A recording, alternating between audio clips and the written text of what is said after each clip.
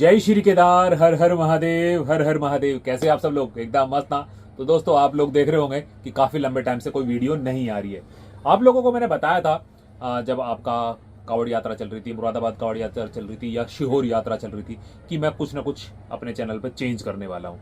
तो उसकी तैयारी में लगा हुआ हूँ। इसी चक्कर में आप लोगों के पास कोई वीडियो नहीं पहुंच रही है, क्योंकि कुछ ना कुछ एंटरटेनमेंट से रिलेटेड आपके लिए कुछ करने वाला हूं और उस पर अभी प्लान चल रहा है। तो अभी थोड़ा और टाइम लगेगा, तो इसलिए एक गैप लिया हुआ है आपके डीजे से। हाँ, लेकिन रात एक वीडियो देखी थी मैंने, लाइव आए थे एक शख्स लाइव आए थे, तो उनकी वीडियो देख रहा था। तो वीडियो देखने के बाद सोचा कि चलो हम भी इस टॉपिक पे थोड़ी सी बात कर लें। अदरवाइज अभी भी मेरा कोई वीडियो बनाने का मतलब नहीं था।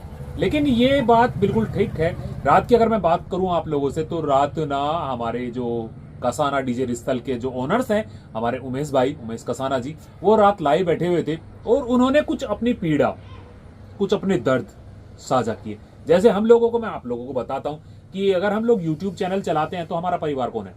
आप। हमारा जो यूट्यूब चैनल का परिवार कौन है? वो आप लोग हैं, जिन लोगों ने हमारे को सब्सक्राइब किया हुआ, या जो लोग हमारे सब्सक्राइब ना करके भी हमारी वीडियो को देखते हैं। तो ऐसे लोगों को सबसे पहले मैं कहूंगा कि अगर भैया, अगर आप वीडियो देखते हो तो चैनल को सब्सक्राइब भी कर लिया करो। वीडियो को लाइक कर लिया करो अगर अच्छी लगे तो, और कमेंट जरूर कर लिया करो। आपको जैसा भी आपका मन करता, आपको वीडियो में कुछ कमी दिखाई देती है तो उसको बताने की सबसे पहले कोशिश किया करो। तो फटाक देने से वीडियो को कर लो लाइक, चैनल को कर लो सब्सक्राइब। तो रात मैं जनरली लाइव बहुत कम देखता हूँ या यूट्यूब पे बहुत कम आता हूँ देखने के लिए। हाँ, तो लेकिन जब मुझे लगा कि यार उमेश भाई जिस टॉपिक पे बात कर रहे हैं वो एक अच्छा टॉपिक है कि भाई साहब, आदमी अपना दर्द किसे कहेगा? अपना दर्द हम भी अगर कभी कोई बात होती तो आप लोगों के साथ बात करते हैं। कभी 15 दिन में, महीने में मन कर आया तो लाइव आ जाते हैं। आप लोगों को देखा होगा बहुत लंबे टाइम से मैं कोई लाइव भी नहीं आया। अरे लाइव तो छोड़ो, वीडियो नहीं डाली यार मैंने तो। हाँ, क्योंकि ये नहीं हो सकता कि भाई बैठ गए, जैसे मैं बैठ गया हूँ कि ठाया एक वीडियो ठोक दी, उस पर 8-10 मिनट बात कर ली और अपना उल्लू सीधा कर लिया। 8-10 हजार, 15 हजार, 20 हजार, 30 हजार व्यू छाप लिए या 2-4 हजार व्यू छाप लिए। साफ कहना, सुखी रहना। तो अपने से ये होता नहीं है। हाँ, कंटेंट अच्छा हो तो बात करने में मजा भी आता है, हमें भी अच्छा लगता है, आपको सुनने में, आपको देखने में मजा आता होगा। वरना क्या करेंगे आप? भाई भैया ने इनने तो क्या करा, 8-7 मिनट बैठ के हमारा टाइम और खोटा कर दिया, हमारा 1.5 GB 2 GB का डेटा और नुकसान कर दिया। यही कहोगे ना आप लोग? तो नहीं, तो बात को छोटी कर लेते, वरना आप कहोगे राकेश भाई बात फिर लंबी कर रहे हो, बढ़ा रहे हो। तो रात जो उमेश भाई बैठे हुए थे ना, वो बात कर रहे थे शिहोर यात्रा को लेकर। एमपी में हुई थी, बड़ा प्यारा था, सभी लोग गए थे। हम भी बहुत एक्सपेक्टेशन करके वहां पर पहुंचे थे कि भैया आपको कुछ नया दिखाएंगे, क्योंकि वहां पर आप लोगों को पता है कि चुनिंदा नग चुने गए थे। जो वहां की कमेटी थी, उन लोगों ने चारों तरफ से बुलाए थे। ये बात तो पुरानी है, हो चुकी है, इसमें कोई नया तो मैं बताने वाला नहीं हूँ। लेकिन जो मैं बात बता रहा हूँ वो रिलेटेड है फ्लड एल प्रेजेंट। तो बात ये चल रही है कि वहां पर जो घटनाएं घटी, आप लोगों को बता कि डीजे सीज हो गए थे, इसी पे रात उमेश भाई भी बात कर रहे थे। उसके बाद का दर्द उन्होंने अपना बताया कि भाई हमारे साथ क्या क्या घटनाएं हुई। बाकी डीजे रिलीज हो गए, एक सिर्फ रह गया था त्रिनेत्र, वो था सीज, बाकी सब चले गए। बाकी सब के सब अपना लेके अपना अपना सामान चले गए, लेकिन वहां पर फिर भी फंस गए थे, जो किसी को नहीं पता था, हमें भी नहीं पता था। हम अगर अपनी बात बताएं, हमारे यूट्यूब चलाते हैं हम, क्रिएटर, हम ढूंढते हैं कि भाई कहां से न्यूज आ सकती है डीजे से रिलेटेड। तो ये बात हमें भी नहीं पता था कि जो रिलीज हो गया 2 दिन पहले डीजे, वो 2 दिन तक भी फिर भी वहीं फंसा रहा।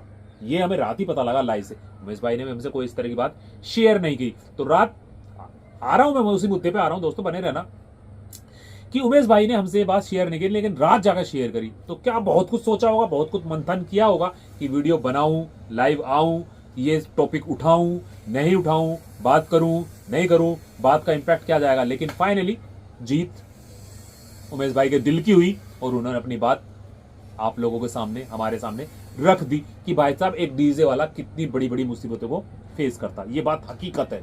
मैं हमेशा से कहता रहा हूं कि डीजे चलाना आसान नहीं है। खास तौर से मैं उन नए डीजे ओनर्स को कहना चाहता हूं जो प्लान कर रहे हैं कि भाई हम लोग नया डीजे बनाएंगे। एक हमारा यार है, वो भी नया डीजे बनाने के लिए अग्रसर है। तो डीजे की लाइन में ये बता सकता हूं कि डीजे चलाना बड़ा टेढ़ा काम है। मैं किसी को भी रोकूंगा नहीं, ये सबसे पहले कह दूं कि भाई मैं मना करूं नहीं, डीजे नया मत बनाओ। लेकिन ये देखो, बिजनेस तो सारे हैं।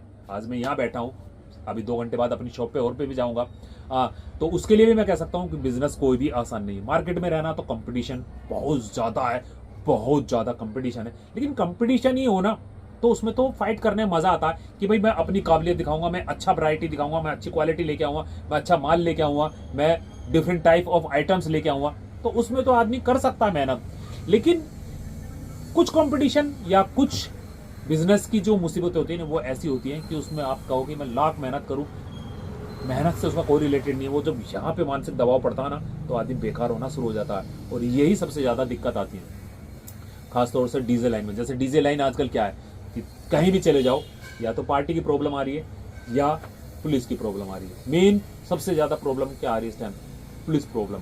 क्योंकि हो क्या रहा कि कहीं पर भी जैसे पहले डीजे ओपन खुले बज रहे थे, बिंदास यात्राएं चल रही थी, अब प्रशासन ने शिकंजा कस दिया। और कहीं ना कहीं ये शिकंजा देखो, हो सकता है इसमें कहीं डीजे वालों को थोड़ी सी बात गलत लग जाए, नहीं, कहीं ना कहीं ये शिकंजा अच्छा भी हो रहा है। देखो, हम 10 लोग मिलके एक डीजे बुक करके लाए, हम अपना 10 जनों ने एंटरटेनमेंट देखा कि भाई हम अपने मोहल्ले में, हम अपने शहर में, अपने शहर में, हम अपनी कमेटी के अंदर अपना नाम करेंगे, हमने इतना बड़ा डीजे बुलाया। हम इसी डीजे बुलाने के चक्कर में बाहर के डीजे की होड़ लग गई है। पहले क्या होता था, अपने लोकल के डीजे बुला रहे थे, इसी नाम के चक्कर में हम लोग बाहर के डीजे बुलाने लगे हैं। कहीं ना कहीं हमारा खुद का स्वार्थ है कि हम अपना नाम करना चाहते हैं, अपनी कमेटी का नाम करना चाहते हैं, अपना ये जो चेहरा है ये चमकाना चाहते हैं, इसीलिए बाहर के डीजे बुलाए जा रहे हैं। क्योंकि बाहर के डीजे आएगा तो माहौल बन जाएगा कि भाई आम पब्लिक, लोकल पब्लिक ने हो गया, बाहर के डीजे को सुना नहीं होता तो सबको लगेगा यार पता नहीं कैसा बजता होगा, चलो उसे देखने चलते हैं, उसके बारे में सर्च करते हैं। कहीं ना कहीं इसमें हमारा भी फायदा हो जाता है। मैं अपनी बताऊं, पर्सनली मैं अपनी बताऊं कि यूट्यूबर को भी आता है, उसको कंटेंट मिल जाता है, एक नई वीडियो बनाने के लिए चल जाती है वो। लेकिन बात चली थी कि भाई साहब डीजे से कहीं ना कहीं इफेक्टेड हो रही है आम पब्लिक भी, उसकी साउंड से। पहले डीजे बज रहा था एक नॉर्मल वेज में, एक नॉर्मल आवाज में बज रहा था, एक नॉर्मल बेस आती थी। अब क्या है, अब डीजे वालों ने भी इतना ज्यादा कंपटीशन के चक्कर में, तू इतना बजा रहा मैं इतना बजाऊंगा, तू इतना बजा रहा मैं इतना बजाऊंगा, तू इतना बजा रहा मैं इतना ज्यादा बजा दूंगा, हाई मिड प्रेशर, भाई बेस ही बेस तक का। पहले क्या था, बेस ही लग रही थी धुम, आदमी को लगता था यार ये। अब क्या है, अब आवाज ओ तेरी, अब ये हो रहा है। हाँ, तो आदमी पहले यहीं से दुखी था, यहां से दुखी था, यहां से दुखी था, अब यहां तक पहुंच चुकी है, ठीक है ना। तो नीचे से लेवल ऊपर आता चला जा रहा, तो अब ऊपर वाली बात हो गई, तो आवाज इतनी ज्यादा हो गई है कि कुछ सुना नहीं जा रहा। ये सब चीजें हमने वहां पर सीओर में भी देखी थी, कुछ डीजे ऐसे थे जिनको सुना नहीं जा रहा था। तो उसको अगर कंट्रोल में रखा जाए, एक डेसिबल जो बताया गवर्नमेंट ने उसको भी कंट्रोल में रखा जाए कि आप थोड़ा म्यूजिक बजाओ। म्यूजिक बजाने में मैं मना नहीं कर रहा कि नहीं, म्यूजिक बजाओ, कर्णप्रिय बजाओ। क्वालिटी, अब पार्टी को ये देखना चाहिए कि हम कान फोड़ू संगीत ना बजा करके हम क्वालिटी पे डिपेंड करें, कि भाई हम क्वालिटी डिपेंड करेंगे तो जो सामने वाली पब्लिक आ रही है, जिसको नाचना नहीं आता वो भी नाचने शुरू कर दे या एंजॉय लेना शुरू कर दे कि हाँ हाँ क्या डीजे बज रहा है यार, मजा आ रहा है डीजे में, एक अलग ही आनंद आए। हम अपने घर पे गाने सुनते थे, उसमें भी तो लगता था ना, ऐसे ही होता था ना। लेकिन आप लोग कहेंगे भैया अगर अच्छी क्वालिटी सुननी है तो हम अपने होम थिएटर में सुन लेंगे, हम सड़क पे इतनी दूर घूमने क्या जाएंगे। नहीं दोस्त, घर पे अकेले में सुनना, बैठ के सुनना, अकेले में नाचना, बाथरूम सिंगर की तरह, जैसे कहते हैं बाथरूम में गा लिए, उसकी फीलिंग लेना और खुलेआम सड़क पर दिल खोल के नाचने में बहुत ज्यादा फर्क है। तो ये आप लोगों के लिए जवाब है, क्योंकि एक बार ऐसा कमेंट आया था कि भैया हमें अगर क्वालिटी सुननी है तो हम लोग क्वालिटी तो अपने होम थिएटर में सुन सकते हैं, अपने घर पे सुन सकते हैं, हम डीजे में क्वालिटी सुनने नहीं जाते हैं। तो दोस्तों, आप क्वालिटी के साथ साथ वेराइटी भी सुनोगे ना वहाँ, तो मजा आएगा। तो इस चीज पर डीजे वालों को साथ में एक मीटिंग करनी चाहिए, फोकस करना चाहिए कि भाई हमें किस चीज दिशा में जा रहा है, हमारा डीजे किस दिशा में जा रहा है। आज गलत दिशा में जा रहा हूँ, खुलेआम कहूंगा, चाहे पार्टी को बुरा लगा, चाहे डीजे ओनर को। डीजे जो जा रहा है इस टाइम एक बहुत ही गलत ट्रैक पे जा रहा, कुछ ना कुछ आप लोगों पे ग्रहण जो लग रहे हैं ना, उसका बड़ा कारण ये भी है। लेकिन यहाँ बात जो चल रही थी, मैं लेके चला था बात, तो जब बात करता हूँ तो दोस्तों दिल की बात बाहर आ जाती है। कि बात चल रही थी उमेश भाई को लेकर के। उमेश भाई रात आए, लाइव आए, अपना दर्द आप लोगों से साझा किया, ये बात मुझे बहुत ज्यादा अच्छी लगी। मेनली मैं आज लाइव ये वीडियो बना रहा हूं तो इसका मतलब यही है कि आदमी को अपना दुख, अपनी खुशी, जब आदमी डीजे बजाता है तो सड़क पे सब लोगों के साथ शेयर करता है, तो अपना पर्सनल जो वो दुख सह रहा, जो मानसिक तनाव वो सह रहा है, उसको भी तो आपसे ही शेयर करना चाहिए। और बोल के, हमेशा बोला हमारे बड़े बुजुर्गों ने बोलने कि अपना दुख सामने वाले को बताओ तो हल्कापन महसूस होता है। तो ये चीजें पहले भी कारगर थी, ये आज भी है, ये माइंड थेरेपी है, ये सुकून थेरेपी है, ये चैन थेरेपी है, दुख हल्का हो जाता कहने से। तो उन्होंने बताया कि भाई ऐसे ऐसे मेरे साथ हो गया कि वहां पर मैं था, ट्रक वाला था, और उसके साथ उन्होंने कह दिया कि उसका चालान था, भाई जब तक मेरी रिलीव नहीं हो जाता, मेरा चालान जमा नहीं हो जाता, मैं तब तक आपका सामान नहीं दूंगा।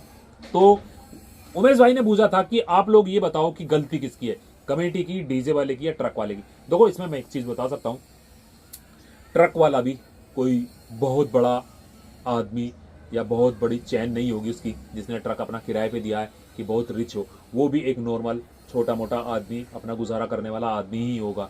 तो उसको भी लगता है कि भाई साहब मैं अगर ये चले गए अपना सामान लेकर के, पार्टी पे अपने जाके घर बैठ गई तो मुसीबत तो मुझे भुगतनी है। तो उसने उस सोच करके सामान होल्ड किया होगा।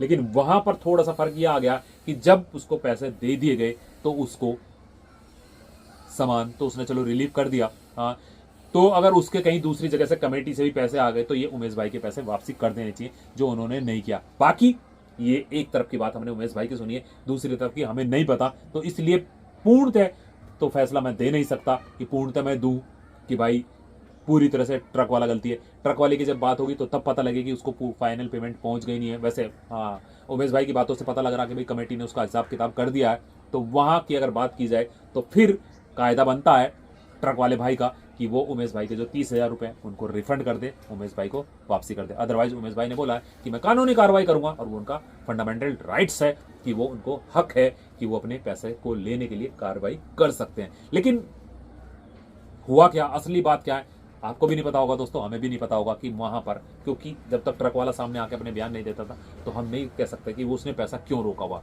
वो भी तो कुछ ना कुछ लॉजिक देगा कि भाई मैंने इसलिए पैसा रोका हुआ, और अगर खाली यह है कि हाँ अपना पैसा आ गया, अपना काम बनता, बात भाड़ में जाए जनता, उस पर अगर उनका सिद्धांत चल रहा तो वहां पर वो गलत है, टोटली गलत है। तो अगर ऐसी कोई बात है तो मेरी रिक्वेस्ट रहेगी, जो आई थिंक राजा नाम बताया था ट्रक वालों का कि उन्होंने पैसे होल्ड कर रखे हैं, तो मैं कहूँगा कि वो पैसे वापसी कर दीजिए। अगर आपकी कोई बात है तो आप किसी न किसी को बता करके डायरेक्ट फ़ोन पे बताएं कि भाई ये बात है इसलिए मैंने आपका पैसा होल्ड कर रखा, या अगर आप पब्लिकली आना चाहते तो आप भी पब्लिकली बात कर सकते हैं। किसी चैनल, बहुत सारे चैनल होंगे आपके यहाँ, किसी से भी आप बात कर सकते हैं और अपना पक्ष रख सकते हैं। वैसे अगर अपना पक्ष रखने वाली बात होती तो शायद अब तक आपकी कोई ना कोई वीडियो आ जाती, ऐसा मुझे लग रहा है। तो कहीं ना कहीं क्या मिसगाइड है तो उसको आपस में सॉर्ट आउट कर लिया जाए, वो ज़्यादा अच्छा है। आप डायरेक्ट उमेश भाई से बात करें और उनका पैसा रिफंड करने हैं नहीं करना, उस चीज़ पे टॉपिक पर डायरेक्ट उनसे बात करें। हाँ, और मैं आया था बात करने कि भाई साहब अपना दुख, अपनी खुशी अगर आप लोगों से साझा करते हैं तो अपना दुख भी आप लोगों के साथ ही साझा किया जाएगा। ये बात मुझे उमेश भाई की बहुत अच्छी लगी। तो सिर्फ एक छोटी सी बात करने इसी टॉपिक पर आया था। एक आपके लिए कुछ ना कुछ नया प्लान कर रहा हूँ, बहुत जल्दी आप लोगों को कुछ नया दिखाऊंगा। तब तक के लिए जय श्री केदार, हर हर महादेव, हर हर महादेव। और माफी चाहूंगा खास तौर से उन लोगों के लिए, बहुत सारे फोन आए कि राकेश भैया आ जाओ गणपति विसर्जन में। मैं कहीं नहीं गया, मैं कहीं भी नहीं गया एक छोटे से टाइम के लिए।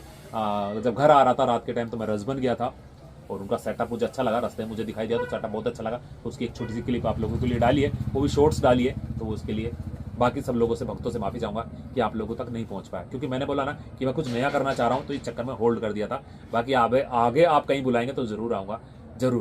जय श्री केदार, हर हर महादेव, हर हर महादेव।